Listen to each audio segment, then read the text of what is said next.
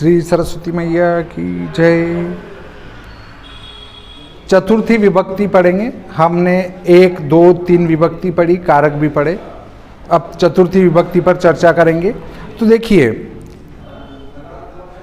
संप्रदान कारक के योग में चतुर्थी विभक्ति होती हैं। संप्रदान कारक जहाँ होता है वहाँ पर चौथी विभक्ति होती है।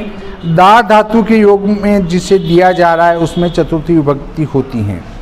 दा धातु, धातु का क्या अर्थ है पहले तो वो पता होना चाहिए। क्रिया के मूल रूप को धातु कहते हैं। क्रिया का जो मूल रूप है वो धातु है। दा, तो दा का अर्थ है देना, है ना।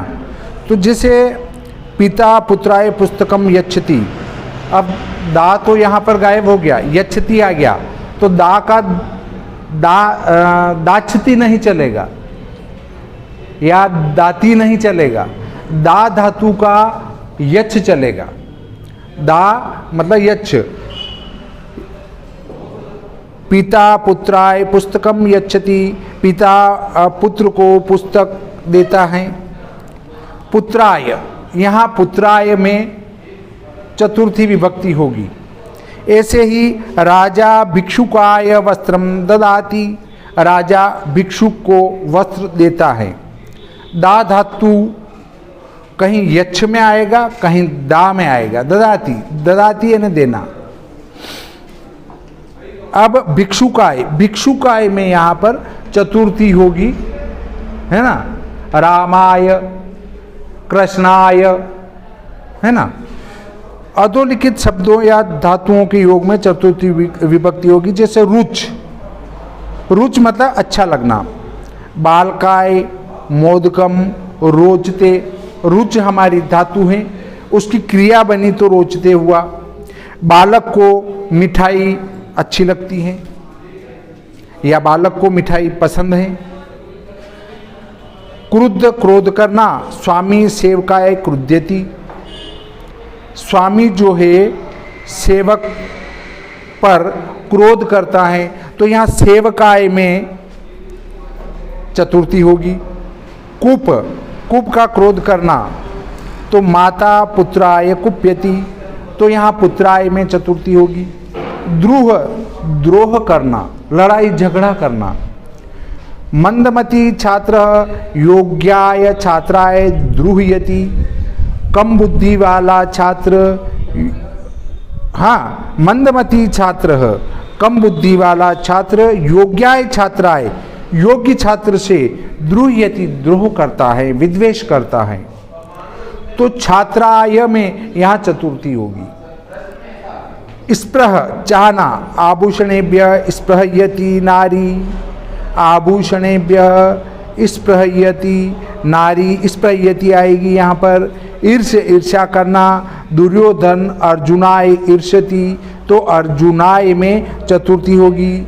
असूय, निंदा करना। धनहीनः धनिकाय असूयति, तो यहाँ धनिकाय में चतुर्थी होगी।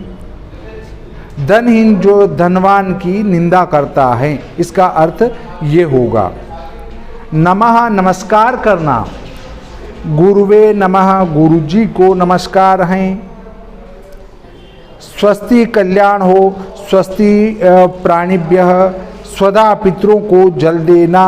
पितृभ्यः स्वधा, स्वाहा समर्पित करना। अग्नये स्वाहा, निधन विद निवेदन करना। स गुरुवे निवेदयति, ये जो है चतुर्थी विभक्ति यहाँ समाप्त होती है। जैसे यहाँ पर आया है स्वधा और स्वाहा।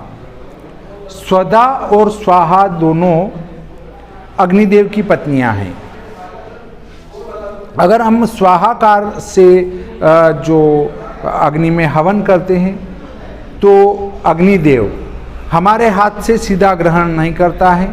स्वाहा, तो वो स्वाहा जो पत्नी है उनकी, वो पत्नी लेकर उनको प्रदान करती है। जैसे ही हम स्वाहा बोलेंगे, अग्निदेव मुंह खोलेंगे, मुंह खोलते ही वो स्वाहा में आहुति जाएगी और वो आहुति अग्निदेव ग्रहण करेंगे और सीधे जिसको दी जा रही है उसको पहुंचाएंगे।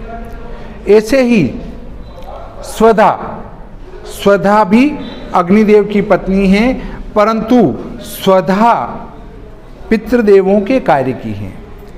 स्वधा कहकर हम यदि कोई जल देते हैं या कोई आहुति देते हैं तो वो जो है स्वधा नाम की उनकी पत्नी अग्निदेव को देती है और अग्निदेव अपने पितृ को जो है वो आहुति पहुंचा देते हैं या वो वस्तु वहाँ पहुंचा देते हैं। तो ये स्वधा और स्वाहा दोनों अग्निदेव की पत्नियां हैं। तो इस प्रकार हम यहाँ पर चतुर्थी विभक्ति को समाप्त करते हैं।